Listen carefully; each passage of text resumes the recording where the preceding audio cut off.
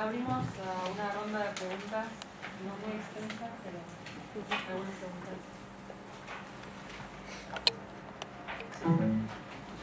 Quería retomar el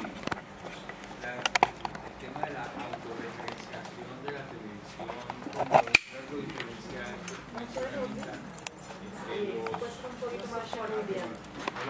Mirta hablaba de que la autorreferenciación de la televisión es uno de los rasgos que puede diferenciar las dos etapas que propuso Humberto Eco de la paleotelevisión y la neotelevisión. La neotelevisión es la que arranca como del 82 en adelante o algo así.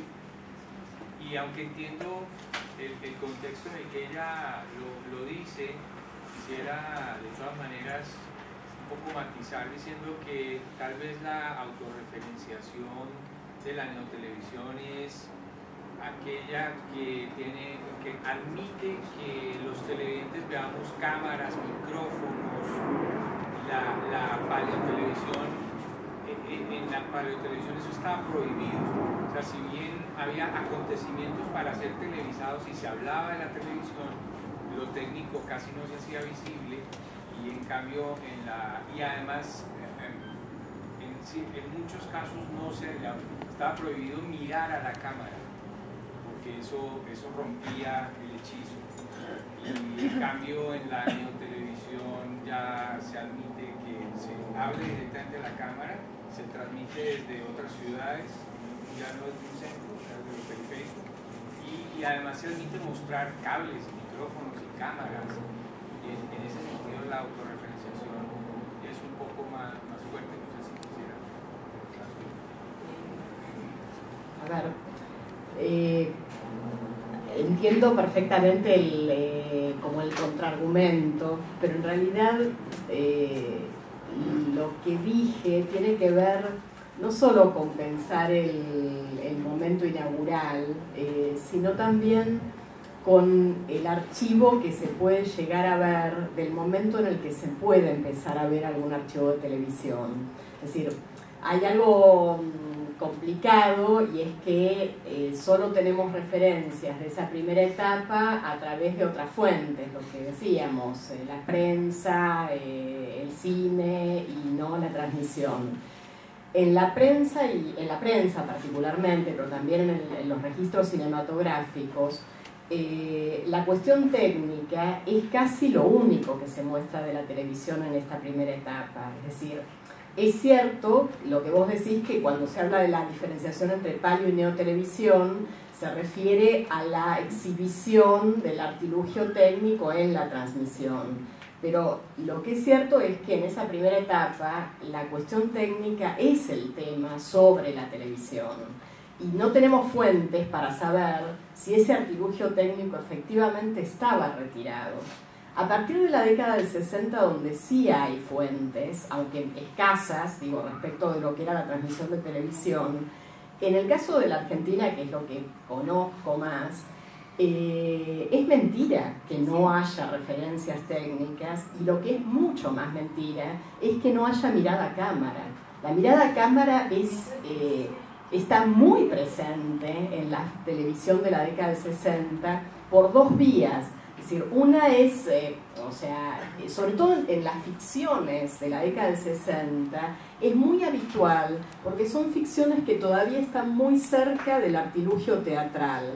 La parte teatral en el teleteatro argentino es muy frecuente en la década del 60, porque creo que tiene la idea de que la televisión registra un acontecimiento en el sentido de acontecimiento único teatral. Es decir, todavía, aunque se usaba el tape, todavía estaba la idea de la transmisión en vivo, y entonces se transmitía se grababa, pero se grababa al modo de la televisión en vivo, y entonces se registraban como gestos de los actores que tenían que ver más con la representación teatral que con el registro cinematográfico. En el caso de la Argentina, creo que esto no es exactamente igual en todas las historias de la televisión, algo que la diferenciación entre paleo y neotelevisión también omite. Es decir, yo creo que la diferenciación entre paleo y neotelevisión fue pensada desde algunas historias particulares de la televisión que no son generalizables.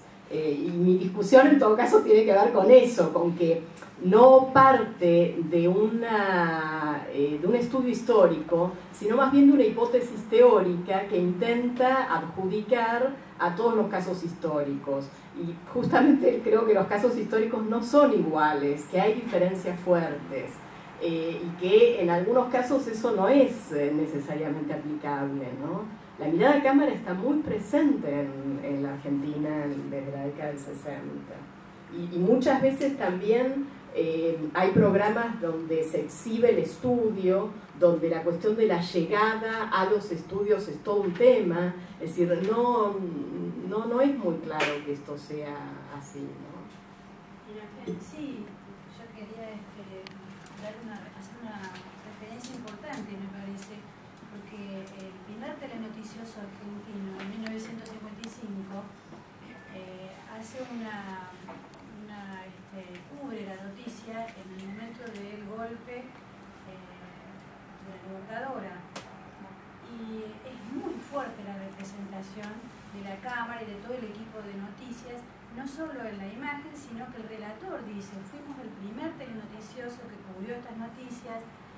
Y a nosotros nos sorprendió porque veníamos a estudiar el noticiero cinematográfico y dijimos, bueno, pero ¿qué ruptura hay acá? Hasta el noticiero cinematográfico siempre se hablaba de nosotros, de un nosotros que representaba a la nación.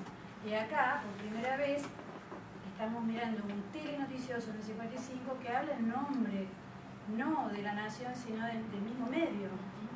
O sea que la autorreferencialidad no es solo por una cuestión técnica. Nosotros la sensación que nos dio es, primero, nos vamos a diferenciar y vamos a decir, cubrimos esta noticia y demostramos que esto es verdad porque estamos filmando nuestras propias cámaras en el mismo momento que se está produciendo el hecho.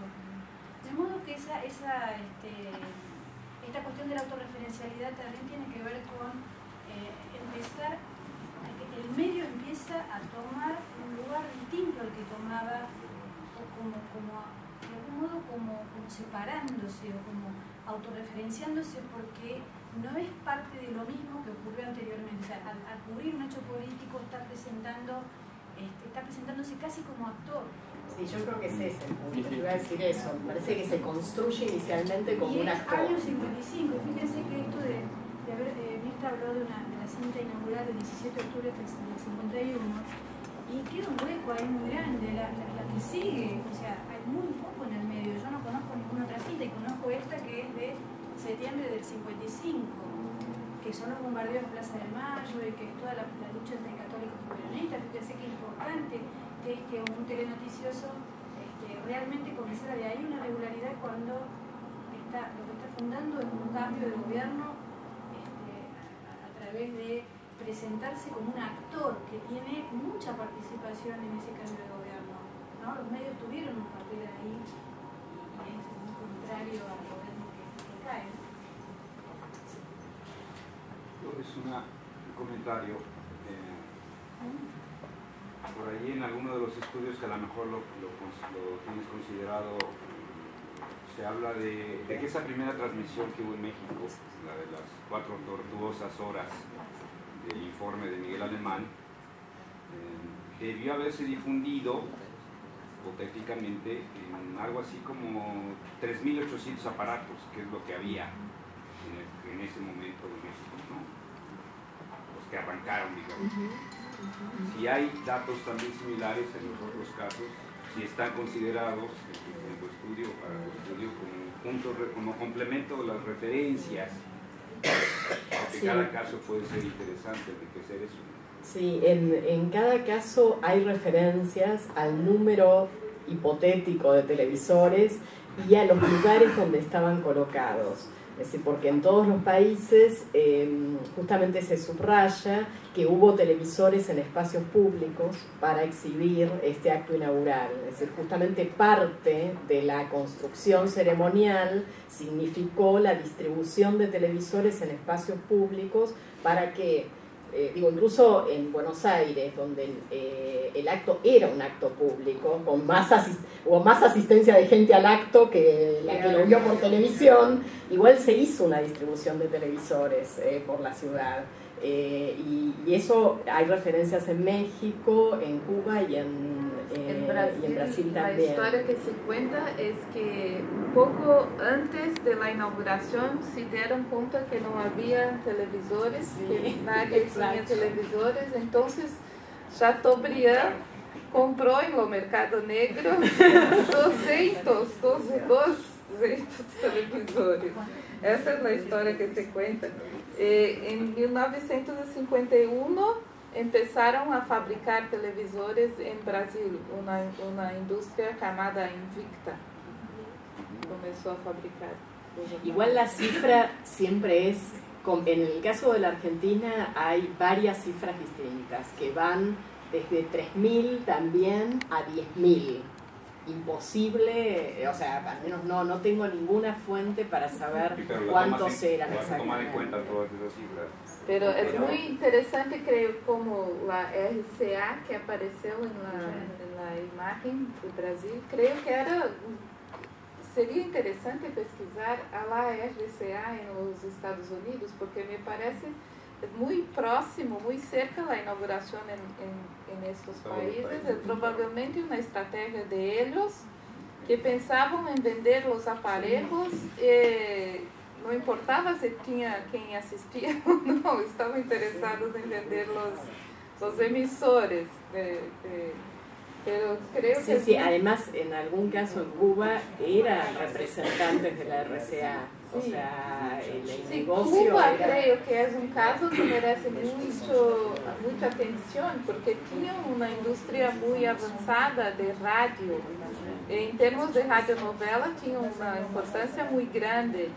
Creo que la base melodramática que se ha mantido a través de las décadas tiene a ver com essa raiz cubana.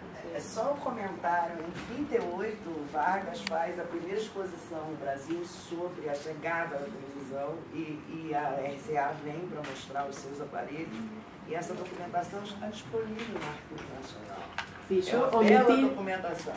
omití decir algo que tenía escrito, y es que se hizo previamente a la inauguración de Chateaubriand una transmisión experimental donde se transmite la filmación con registro fílmico de un discurso de Vargas.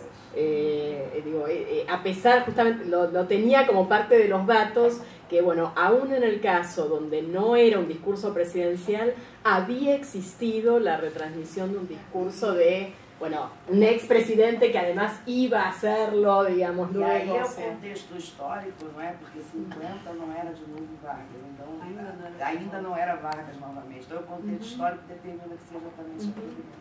Sim. Posso, pessoal? Eu fiquei pensando na particularidade que você falou da presença forte dos empresários na inauguração da TV brasileira.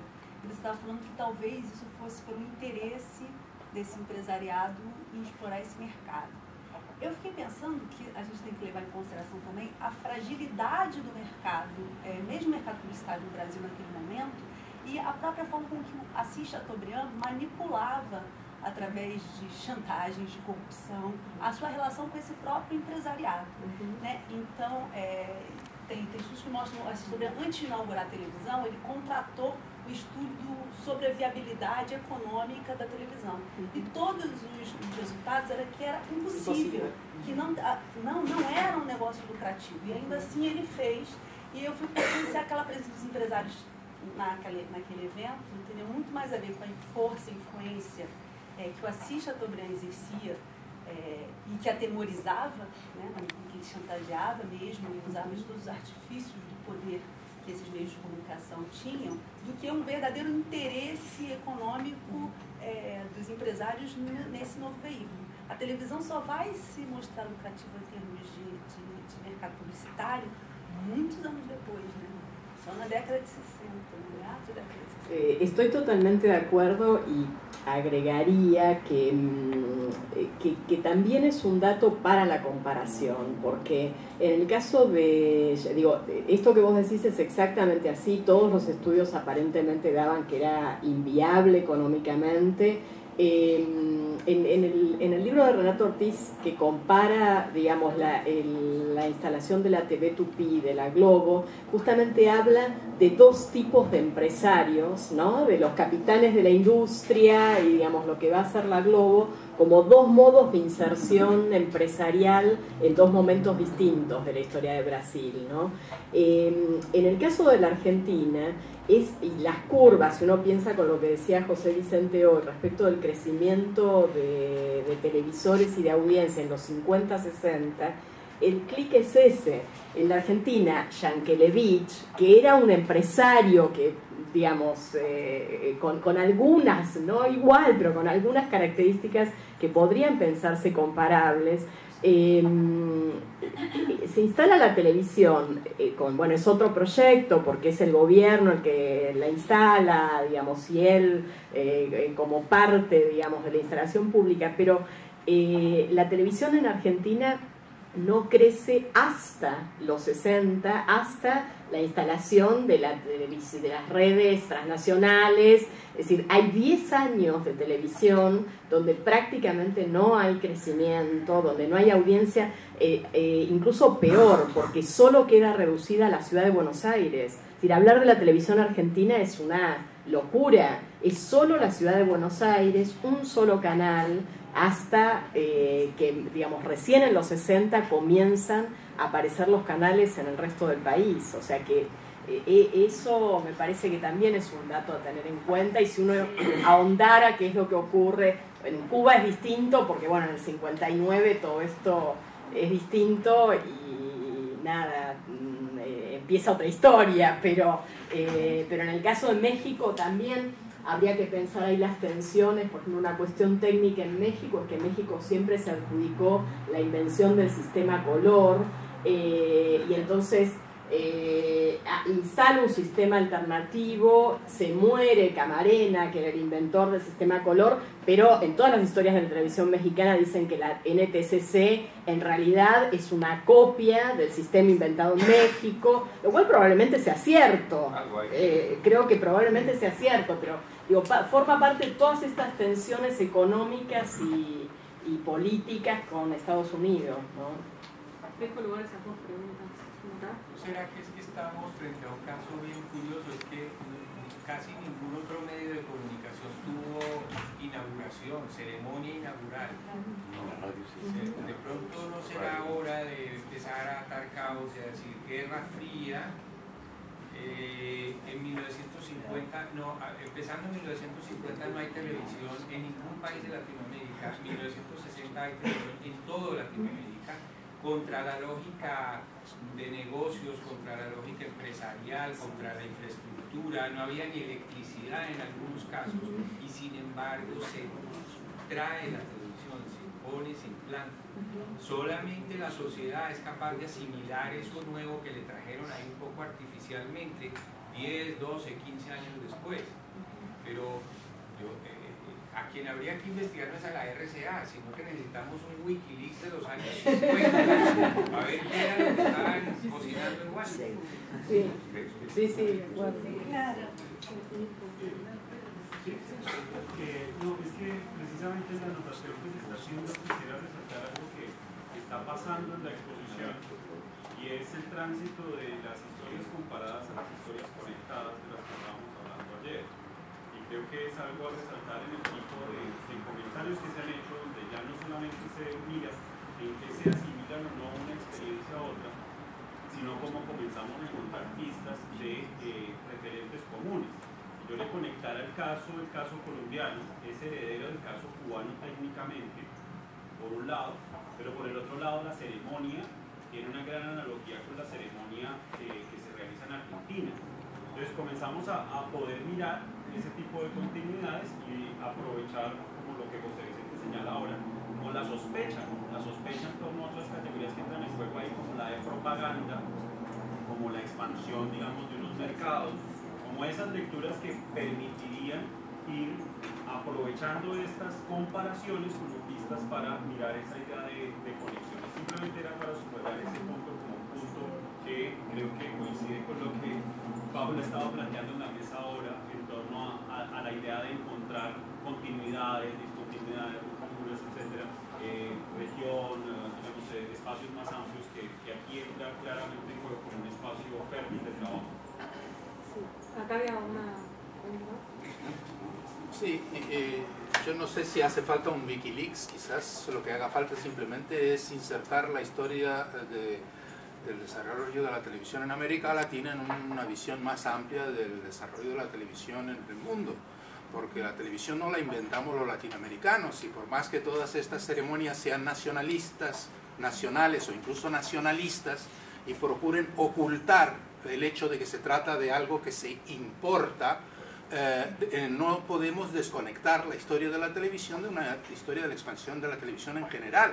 El ritmo de expansión de la audiencia, por ejemplo, en Europa también es lento. En los años 50 también es una televisión todavía muy artesanal, que tarda en llegar a una masividad hasta los años 60 e incluso más allá. Entonces, yo creo que es bueno tener en cuenta datos de otros países. Por otra parte, quisiera recordar que no es solamente la televisión lo que los latinoamericanos tardaron tantos años en asimilar y en, digamos, domesticar o incluir dentro de su economía doméstica.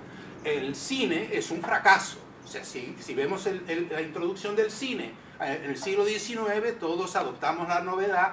Hubo una serie de loquitos por ahí que trataron de llevar el cine a los pueblos, o hubo otros más locos todavía que dijeron filmemos, pero recién en los años 30 o 40 se empieza a hacer alguna cosa, y todo eso es muy precario en relación a la economía cinematográfica real. Entonces, si vemos, digamos, si tratamos de hacer una analogía entre la introducción y el desarrollo del cine, la introducción y el desarrollo de la televisión, vamos a ver que también nos enfrentamos a toda una serie de dificultades que son las dificultades de sociedades tan divididas socialmente, tan débiles, tan frágiles como las nuestras, en los cuales, bueno, lamentablemente era muy difícil no ser otra cosa más que dependientes. Hemos sido dependientes durante muchos años. Solo quería añadir una frase, es de que hay que ver que gobiernos como empresarios han hecho todo lo posible para ocultar el lado dependiente de la televisión. O sea, la televisión no era solamente tecnología importada, sino lenguajes importados, formatos importados, géneros importados, luego publicidad importada a través de la agencia, etcétera, etcétera. O sea, nada de eso fue inventado por los latinoamericanos. Tenemos que dejar un poco ese lado español que tenemos algunos de creer que inventamos todo, el submarino y todo lo que sigue, y no es así. Entonces hay que tener un poco, yo creo que hay que tener una visión un poco más amplia, un poco más internacional, sin por ello caer, digamos, en una visión un poco conspirativa, como aquí el colega, porque quería ver el Wikileaks, que aunque él haya encontrado un documento excepcional sobre el soborno del padre del exalcalde de Bogotá, yo no creo que se trate de, digamos, de algo, de una estrategia ligada a un momento como la Guerra Fría, sino de algo que es una estrategia más comercial, ¿no? Una estrategia más de expansión comercial en un determinado momento, y bueno, eso se desarrolló más en ciertos territorios del planeta donde había capacidad de absorción más rápida y no en otras. Por otra parte, yo solo una palabra, no hay que olvidar tampoco que a pesar de adoptamos en general, en el caso de la televisión, más bien el modelo norteamericano, siempre estuvo presente también el modelo europeo, y de alguna forma muchas veces en las televisiones públicas, que son evidentemente mucho menos importantes que las comerciales, el modelo de una cierta manera era otro, ¿no? Y yo creo que esa coexistencia, esa tensión entre la influencia europea y la influencia norteamericana, incluso en el campo de la televisión, se puede encontrar presente, ¿no? Yo creo que sería bueno para tener una visión más compleja del fenómeno. Bueno, solo una cosa para responder a lo que decís. Una es que yo acá estoy presentando algo súper acotado, pero que de ninguna manera dejé de tener en cuenta, por un lado, el desarrollo de otras historias de la televisión, que en mi trabajo de investigación siempre está muy presente, y por otro lado que en parte esto tiene que ver con que habitualmente la historia de la televisión latinoamericana es vista como, ha sido narrada como una traslación directa del modelo norteamericano. Entonces, en parte, esto tiene que ver con que eso no es así. Por un lado, por lo que vos decís respecto de que había otros modelos funcionando, entonces esa tensión estaba presente, y en parte por esta tensión con un tipo de empresarios nacionales en América Latina que por un lado copiaban los modelos, pero por otro lado no copiaban exactamente lo que ocurría en la televisión norteamericana, entonces tampoco era directamente esa traslación. Entonces, me parece que un poco la discusión es repensar esa idea de la expansión norteamericana en América Latina, porque esto tiene muchos matices. La otra cuestión es que yo pensaría la historia de la televisión o el ritmo de crecimiento, no sé si en relación con el cine, sino más bien con la relación con la radio. Es decir, por el modo en el que se instalan los sistemas de televisión, tiene bastante más que ver. Y el ritmo de crecimiento de la radio es muy rápido en algunos países de América Latina. Entonces, en el caso de la Argentina, que es el que más conozco, si uno compara con el ritmo de crecimiento de la radio, la televisión es muy lenta. Entonces, no es solamente en comparación con, con el contexto mundial, sino que ahí aparece algo que también es notable y que, bueno, nada, en todo caso habrá que ver cuáles son los motivos, ¿no? Bueno, creo que eu acho que além da coisa da público e privado, quer dizer, se a TV é pública ou se é privada, eu acho que é uma variável que deve ser considerada na comparação entre os diferentes sistemas. E dentro dos sistemas privados, se as emissoras concentram a produção e a difusão, que é o modelo hollywoodiano. Então eu acho que, embora eu acho que você tem razão na questão do rádio ser mais importante no começo da história da televisão, mas a TV se consolida, no caso do Brasil, eu não sei como é que é nos outros lugares, mas eu acho que essa é uma pergunta a ser feita. Eu sei que no México também as empresas são familiares, como são no Brasil, e produzem as suas próprias novelas, né?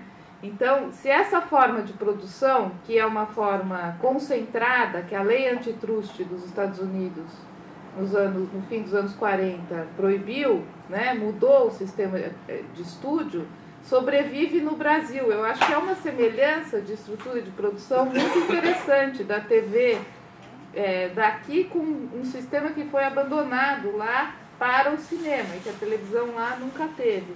Por outro lado, uma outra relação entre o rádio e a TV que eu acho que é interessante é que o rádio foi muito local. E a televisão é nacional, com a possibilidade da transmissão nacional, quer dizer, o rádio entra em rede nacional para transmitir no Brasil a hora do Brasil, 1 hora por dia, mas não é a força nacional, no caso brasileiro, vem com a televisão. Talvez seja o primeiro meio realmente nacional, porque os jornais também são locais. Então essa é uma outra questão entre o nacional e o regional, que eu acho que é... Enfim, eu acho que a gente deve pensar para uma agenda de pesquisa quais são as variáveis a serem pesquisadas e como que elas se relacionam com essas outras histórias no mundo, como o Paulo falou, que acho que tem razão. Ahora sí, damos por terminada la mesa.